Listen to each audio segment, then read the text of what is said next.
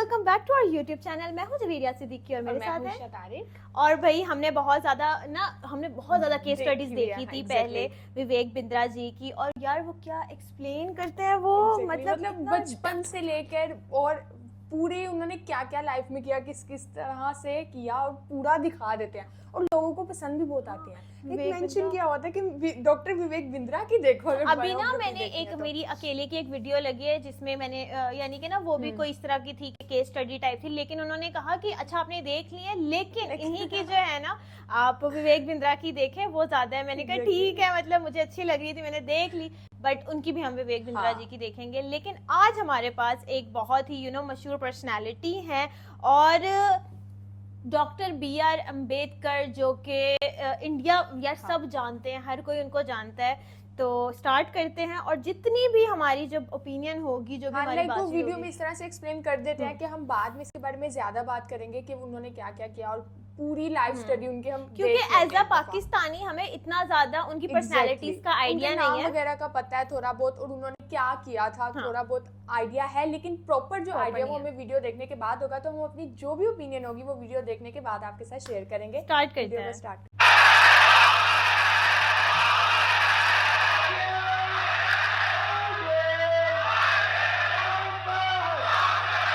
आपका फिर से स्वागत है। मैं Vivek Bindra, motivation speaker, leadership consultant और बिजनेस कोच। आज बात करूंगा एक महान व्यक्ति के विषय में। सन 1891 में रत्नागिरी नाम का स्थान, महाराष्ट्र की वो भूमि जहां जन्म हुआ किसका?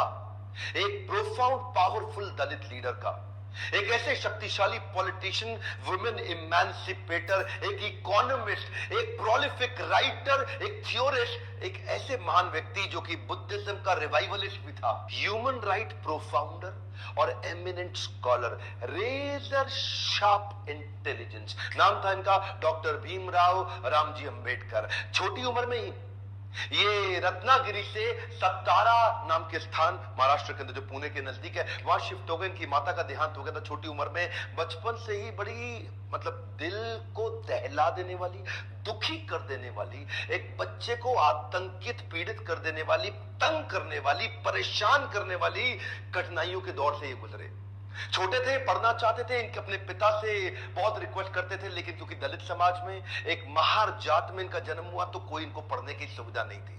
वहां पे आम बच्चों के साथ इनको पढ़ने नहीं दिया जाता था। पिता ने इनको बड़ी किसी तरह जुगाड़ लगा करके किसी वहां नजदीक के स्कूल में एडमिशन कराया, तो उसको बैठने नहीं दिया गया। बोला बाहर बैठ के पढ़ेगा। सोचो, छोटा बच्चा, उसको बाहर बैठा के, अच्छा पढ़ाई में इतनी रुचि कि बाहर बैठ के इतना ध्यान से पढ़ता है। एक बार मास्टर ने इनको बोला इधर आओ, ये ब्लैक बोर्ड पे सवाल तो सॉल्व करके दिखाओ। अच्छा, ये ब्लैक बोर्ड पे सवाल सॉल्व करने गया तो अचानक बच्चे चिल्लाए, मास्टर जी नीची जाति का है। और इतना ही नहीं, बच्चे चिल्ला के भागने लगे ब्लैक बोर्ड की तरफ। ये हैरान हुआ क्यों भागे, तभी देखा सारे बच्चों ने टिफिन उठाए, वहां से उठा के पीछे करने लगे, धक्का मारने लगे। क्यों? उनको डर था इसकी परछाई से इनका खाना अपवित्र ना हो जाए। ऐसे कई छोटे धक्के इसको लगी। पानी एक बार कुएं से क्या पी लिया, इतनी मार पड़ी इसको, इतना फिजिक, एक छोटे बच्चे को सहनी पड़ी इतनी मार। एक बार रिक्शे वाले ने रिक्शा से उतार दिया, बोला तू नहीं बैठेगा रिक्शे में। क्यों? क्योंकि रिक्शे वाले को बीच में पता लगा कि ये नीची जाति का है, और उसके बाद उससे बोला तुझसे डबल पैसा लूंगा और फिर रिक्शा भी अब तू चलाएगा। वो नीचे चलने लगा, रिक्शा भी। जानते हैं उस समय केवल छूने से नहीं, परछाई सबसे दिक्कत थी इनकी। और परछाई तो छोड़िए, इनकी आवाज सुनने से भी लोग सोचते थे कि अपवित्र हो जाए। ये जो आवाज से अपवित्र, परछाई से अपवित्र, छूने से अपवित्र, ये दर्द जो उनको सहना पड़ा, ये दर्द इनकी जिंदगी में बहुत बड़ा रोल प्ले किया आगे चल के इनकी लीडरशिप को बिल्ड करने में। जानते हैं, संस्कृत नहीं पढ़ाई जा रही थी। बोलते संस्कृत तो ब्राह्मणों के पढ़ने के लिए, तेरे पढ़ने के लिए तो है नहीं, स्कूल से निकाल दिया जाता। तो सायाजी महाराज गायकवाड़ नाम के एक राजा वहीं हुआ करते थे, जिन्होंने इसकी तकलीफ को समझा और वो इनकी तकलीफों को पहचानते थे। बहरहाल इनकी पढ़ने की इतनी इच्छा को देख के उन्होंने इसको स्पॉन्सर किया, स्कॉलरशिप दी, ताकि ये जाके वेस्ट में लंबी पढ़ाई कर सके। देखिए, ध्यान दीजिए, बात आज की नहीं है, बात 110 साल पुरानी है। 1908, 1909, उस समय एक कौन सबसे निचले पायदान से उठा हुआ महार जात का लड़का जाकर के इंटर करके आया इंग्लिश में मुंबई से। उसके बाद वही बीए करी, पॉलिटिकल साइंस और इकोनॉमिक्स में। रुका नहीं, तो मुझको यहां नहीं पढ़ने दोगे, मैं जाऊंगा दुनिया की बेस्ट यूनिवर्सिटी में, रोक के तो दिखाओ। और वही स्कॉलरशिप लेकर के निकल गया न्यूयॉर्क। कोलंबिया यूनिवर्सिटी जाकर के उसने पहले तो एमए करी, पॉलिटिकल साइंस, इकोनॉमिक्स, हिस्ट्री और सोशियोलॉजी में। उसके बाद पीएचडी करने निकला। यहां नहीं रुका, लंदन स्कूल ऑफ इकोनॉमिक्स चला गया। लंदन स्कूल ऑफ इकोनॉमिक्स जाकर वहां एमएससी किया, उसके बाद लॉ की पढ़ाई किया, फिर उसके बाद डॉक्टरेट किया। किताब के ऊपर अपनी थीसिस लिखी। ये वही किताब थी जिसके ऊपर आगे जाकर के रिजर्व बैंक ऑफ इंडिया को बनाया गया। महाराजा और बड़ौदा से उनका प्रेम इतना था ना, वो जो सयाजी गायकवाड़ जिन्होंने इनको स्कॉलरशिप दिया था, पढ़ने में इनकी मदद करी थी, दुनिया भर में पढ़ के उनका प्रेम भूले नहीं, वापस उनके पास आ गए। बोला आप दुनिया भर में पढ़ के आए हूं, आपकी सेवा में आना चाहता हूं। तो इनको मिलिट्री सेक्रेटरी की नौकरी दे दी गई और उस समय ये नौकरी बड़ी मानी जाती थी। अब ये बड़ी पदवी पे तो आ गए थे, लेकिन वो छुआछूत ने इनका पीछा थोड़ी छोड़ा।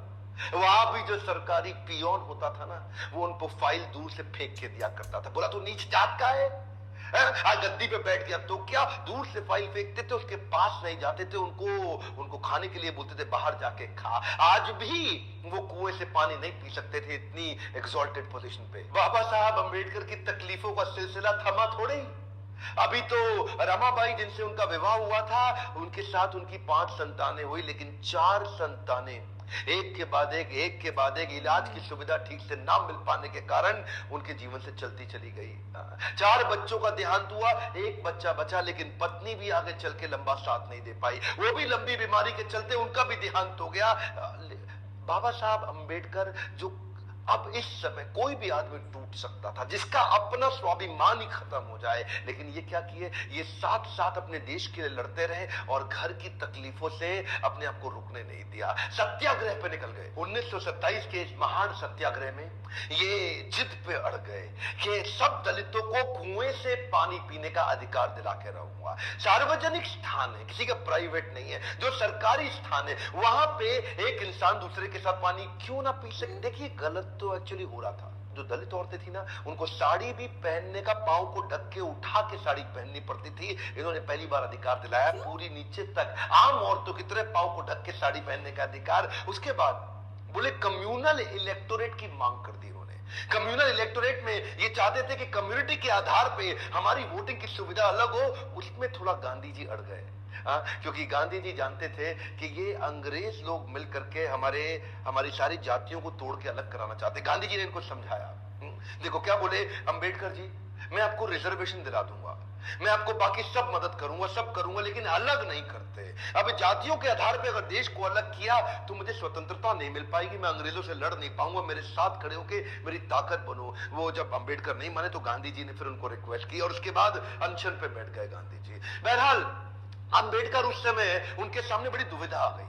वो सोचे एक तरफ मेरी अपनी जाति के लोग, मैं उनकी मदद करूं, और एक तरफ देश में आंदोलन लड़ रहे हैं गांधी, उनका जीवन, इनके जीवन का त्याग ना हो जाए, कहीं ऐसा जीवन ना खत्म हो जाए। उन्होंने गांधी जी को समझाया, बोला ठीक है आप अपना अनशन छोड़िए। पूना पैक्ट वहां साइन किया गया और पूना पैक्ट जब साइन किया उस समय इन्होंने रिजर्वेशन तो कम से कम कंट्रोल में कर लिया। The evolution of provincial finance in British India नाम की इनकी किताब, द प्रॉब्लम ऑफ रूपी नाम की 2 किताबें, जिसके आधार पे आरबीआई की स्थापना हुई। मैं दोबारा बोल दूं क्या, इन्होंने जो किताबें लिखी उसके आधार पे आरबीआई की स्थापना करी गई। कैन यू इमेजिन, भारत के सबसे निचले पायदान से आया एक यंग लड़का जिसकी कोई मदद करने वाला नहीं, आज उसकी बुद्धि पे आधारित हमारे कॉन्स्टिट्यूशन की स्थापना भी की जाएगी। इनकी ज्ञान, बुद्धि और कौशल का लोहा इंडियन लीडर्स और ब्रिटिश लीडर्स दोनों मानते थे। 1947 में भारत आजाद हुआ और गांधी जी के पास नेहरू अपनी पूरी कैबिनेट की लिस्ट लेकर के आए। जब नेहरू, जो कि स्वतंत्र भारत के पहले प्रधानमंत्री होने थे, पूरी कैबिनेट की लिस्ट लेके पहुंचे और बताया कि देखो इनको मैंने, तो तभी गांधी ने पूछा इसके अंदर बाबा साहब अंबेडकर का नाम कहां है। और वही थोड़ी उनकी बहस हुई और गांधी ने बोला कि नेहरू ये तुम्हारी कैबिनेट नहीं है, ये आजाद भारत की कैबिनेट है। तभी उनको कानून मंत्री के रूप में लिया गया और न केवल कानून मंत्री बल्कि तुरंत जो ड्राफ्टिंग कमेटी थी इंडियन कॉन्स्टिट्यूशन की, उसका चेयरमैन भी बना दिया गया। इनकी इंटेलिजेंस के आगे कोई कुछ बोल नहीं सकता था। जो इनसे सहमत थे, असहमत थे, दोनों जानते थे कि इस आदमी में बुद्धि बहुत है। बहरहाल मन तो है कि मैं घंटों तक इनके विषय में बात करूं, एक्चुअली मन भरता नहीं है इनके विषय में बात करते हुए। इतने बुद्धिमान व्यक्ति, आगे चल के इन्होंने हिंदू कोड बिल और महिलाओं के लिए बड़े कानूनों के अंदर कई बदलाव लाए। ये वो पॉलिटिकल लीडर नहीं थे जो सत्ता के लिए लड़ते थे, ये लड़ते थे उनके लिए कि देश में कमजोर हिस्से को उठाना देश के हर लीडर की जिम्मेदारी है। ध्यान दीजिए,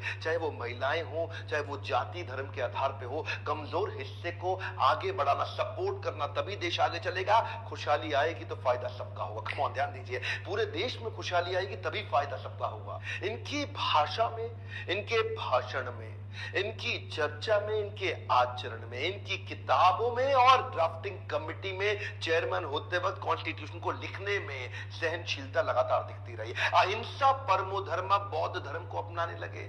आत्मवत् सर्वभूतेषु, भागवत में बताया गया है कि बौद्ध धर्म में आत्मवत् सर्वभूतेषु, सभी जीवात्माओं को अपनी तरह देखना चाहिए। ये जो समान दृष्टि देने का उन्होंने प्रयास किया, ये उसके बाद ये बौद्ध धर्म को स्वीकार करने चले गए। आखिरी तक काम प्रेम से करते रहे, किसी से लड़ाई नहीं लड़ी। आपके लिए क्या मैसेज है इसमें? एक मैसेज लेके जाइए, एजुकेशन इज द टूल। पूरी जिंदगी में सबसे निचले कमजोर तबके को उन्होंने उस एजुकेशन के बल पे तो खड़ा किया। ये लगातार जो पढ़ते रहे लोग इनके सामने चुप, इनकी एजुकेशन के चलते तो हो जाते थे।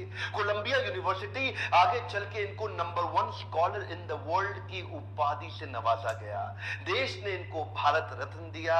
एक बात समझ लीजिए, इनके बराबर लीडर पृथ्वी में गिनती की होते हैं, परसेंटेज में नहीं होते। लर्निंग क्या है? Education is the tool. Entertainment के तो बहुत चैनल होंगे यूट्यूब पे, पर मैंने एजुकेशन का चैनल बनाया, कोई एंटरटेनमेंट नहीं है इधर। और देश को भीमराव रामजी अंबेडकर के विषय में एजुकेट करना, उनके संघर्ष के बारे में बताना मेरी आपकी पूरे देश की जिम्मेदारी है। बताइए तो सही लोगों को कैसे संघर्ष से उठ के खड़े हुए हैं। शेयर करिए वीडियो, जिसको हो सकता है, जिसको इंस्पिरेशन मिल सकती हो, कमेंट बॉक्स में बताइए। अगर किसी और लीडर का वीडियो देखना चाहते हैं लाइक करिए। अगर थोड़ा भी वीडियो पसंद आया, जितने लाइक उतना मेरा उत्साह बढ़ेगा। बताइए कि आपको कैसा लगा ये वीडियो। सब्सक्राइब करिए, बेल आइकॉन हिट करके दूसरों से भी करवाइए मेरे साथ जुड़े रहने के लिए। प्रेम पूर्वक हर बार की तरह। बस हमें इतना पता था कि ये फॉर्मर उसके लॉ के मिनिस्टर हैं, जस्टिस के हैं, बट अभी जब हमने सारा कि इनकी ना वो होती है, जैसे इधर भी होती है कास्ट वगैरह के 4 इनकी भी होती हैं, तो कंसीडर किया जाता है, मुझे जितना हमने पढ़ा था। लेकिन इस हद तक कंसीडर किया जाता है, लिटरली आई डोंट नो ये कब की थी, लाइक 19 काफी पुरानी बात है, लेकिन इतनी भी पुरानी नहीं है यार, 90s की है ना। एग्जैक्टली, लेकिन इस तरह से कौन कर सकता है कि लाइक परछाई भी ना पड़े। ऐसा मैंने सुना था कि वो लोग साथ बैठ के खाते नहीं है, ये मैंने भी एक दूसरे के शादी नहीं करते। और मैंने ये भी मैंने सुना था कि जिनके प्रोफेशंस होते हैं कि आप या तो सफाई कर रहे हो, या आप गटर साफ कर रहे हो, या आप इस तरह तो कर रहे हो, छोटी जात के वो छोटी जात के मतलब प्रोफेशन उनको दिए जाते हैं। लेकिन अब जो इन्होंने ये कहा ना कि औरतों को उन्होंने अलाउ नहीं किया था कि वो फुल जो है वो साड़ी नहीं पहन सकती, तो मैं बाद में वो उन्होंने बोला तो वीडियो चल रही थी, मैं आगे सोच रही थी कि आखिर अलाउ क्यों नहीं किया, इसमें क्या चीज है।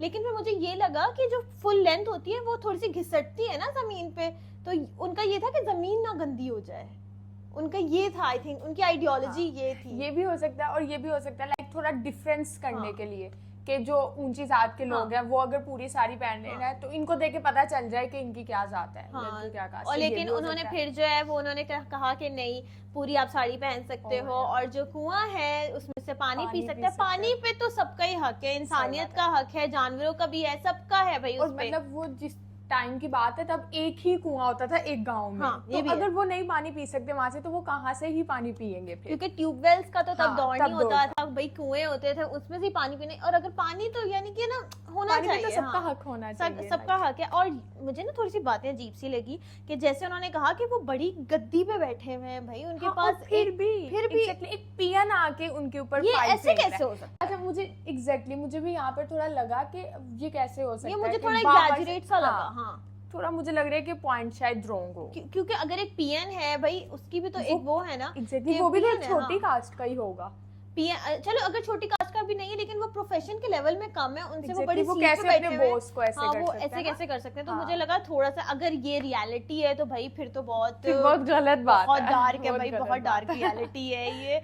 खैर मजे की वीडियो थी और हमें आइडिया बहुत ज्यादा हो गया, क्योंकि हमें पहले इतना ज्यादा आइडिया नहीं था। अच्छा, मुझे ये भी बात बढ़िया लगी कि वो एक तो बचपन से वो स्ट्रगल कर रहे थे, लेकिन जब उनकी शादी हुई उसके बाद उन्होंने कितना डार्क फेज से वो गुजरे, और उनकी वाइफ चली गई, उनके बच्चे चले गए, और मतलब वो फिर भी उन्होंने वो स्ट्रगल करते रहे अपने कंट्री के लिए। और ऐसे मतलब उन्होंने जो फेस किया था, ऐसे उन्होंने क्लास को उठाने की कोशिश की कि जिनके साथ ये सब हो रहा है, जो ये सब फेस करे थे, जो उन्होंने फेस किया। यानी कि स्कूल्स में तो यही होता है ना कि शिक्षा होती है कि सबको सब लेंगे। इक्वल होने चाहिए। आप बिल्कुल। पढ़ाई ये रहे हो कि माइंडसेट खुले, थोड़ी आइडियोलॉजीज चेंज हो लोगों की, और उस स्कूल में भी उनको क्लासरूम से बाहर बिठा दिया जाता था कि आप यहाँ बैठ के पढ़ो। और उन्हें क्या मतलब सबको क्या बच्चों को सिखाया जा रहा है स्कूल में भी कि इनसे दूर रहना है, ये गलत जबकि बात है। ऐसी जगहों पे सिखाया जाता है कि सब मिलके रहें, वहाँ पे भी ये लेसन लेकिन आज हमें पता लग गया भाई, हमें यानी कि जितना हमें आइडिया नहीं था, आज हमें इतना idea नाम क्यों है, इतना नाम क्यों है इतनी और struggle लोग है। इतना ज्यादा पसंद क्यों करते हैं, हमें पता सही लग बात गया है। है। आप लोग बताएं आपकी क्या ओपिनियन है इस वीडियो पे। लाइक करें, शेयर करें और देखते रहें इनसाइड रिएक्शन। Take care.